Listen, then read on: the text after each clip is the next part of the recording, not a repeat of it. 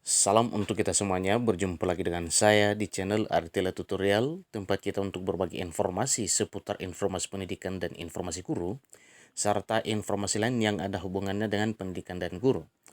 Pada pertemuan kali ini, saya mau menyampaikan satu informasi penting, di mana informasi ini adalah informasi tentang pendataan honorer, di mana sesuai dengan informasinya bahwa pendataan honorer ini, jumlah honorernya sangat membludak. Nah, Bapak Ibu, apakah data Bapak Ibu tercover dalam pendataan ini? Simak videonya, jangan ketinggalan informasi. Dan bagi Bapak Ibu yang masih baru menemukan video yang disalurkan melalui channel ini, dukung dengan cara like dan subscribe, share dan komen, serta nyalakan tombol notifikasinya supaya semua informasi yang disalurkan melalui channel ini selalu update di layar Bapak Ibu. Tanpa basa-basi lagi, langsung pada informasinya.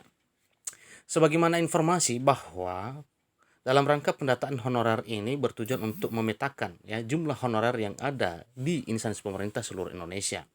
Nah, Bapak Ibu, dengan adanya perubahan informasi tentang pendataan ini yang mengatakan salah satunya bahwa honorer yang didata itu minimal bekerja 1 tahun dan SK-nya ya minimal oleh pimpinan unit kerja. Misalnya kalau dia guru honorer, maka SK-nya oleh kepala sekolah.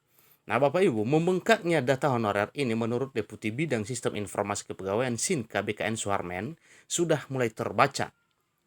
Salah satunya dilihat dari SK pengangkatan honorer cukup hanya dengan Kepala Satuan Kerja atau Kepala Satker. Artinya, kata Deputi Suharmen, hanya dengan SK Kepala Sekolah saja sudah sah. Sementara sudah rahasia umum jika selama ini kepala sekolah merekrut honorer tanpa melakukan seleksi sebagaimana layaknya. Nah, dengan cara ini maka jelas bahwa honorer di masing-masing sekolah itu sangat banyak jumlahnya.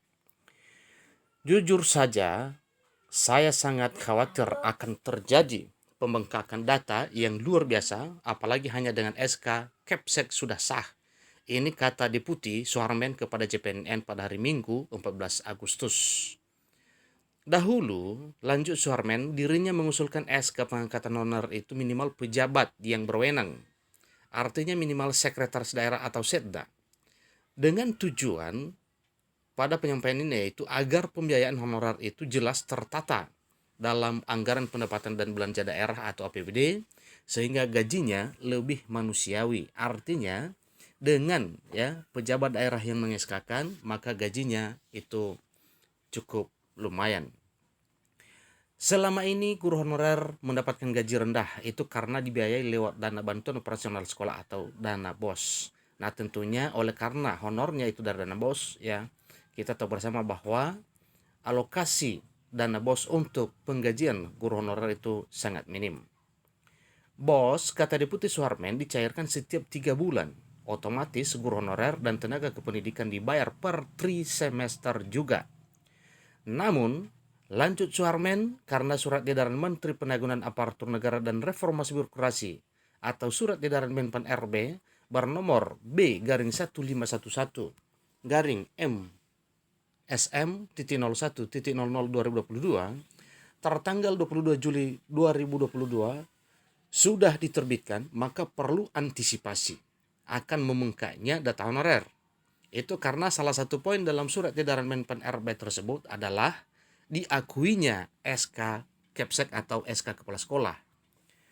BKN diberikan tanggung jawab membuat aplikasi penataan tenaga non-ASN, yang mana nantinya semua data honorer diisi BKD by system. Jika tidak sesuai akan tertolak dengan sendirinya, ujarnya.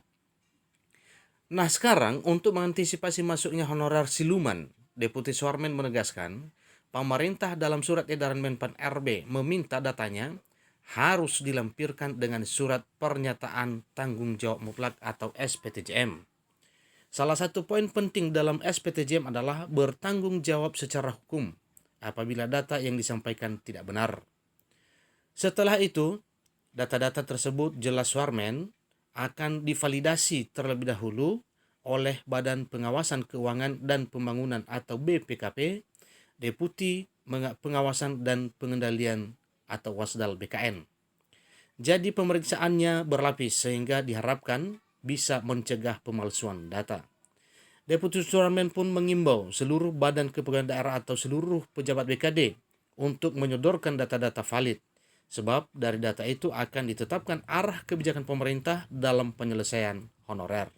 Nah, ini informasi yang Bapak Ibu, kenapa ya, atau ya penyebab tenaga honorer itu yang didata sangat membludak oleh karena ada satu poin kebijakan dalam hal ini, yaitu dengan hanya masa kerja 1 tahun dan SK-nya adalah hanya SK kepala sekolah, sehingga jumlahnya sangat membludak dibandingkan dengan jika ya SK-nya itu diterbitkan oleh kepala daerah. Tentunya untuk mendapatkannya itu tidak mudah.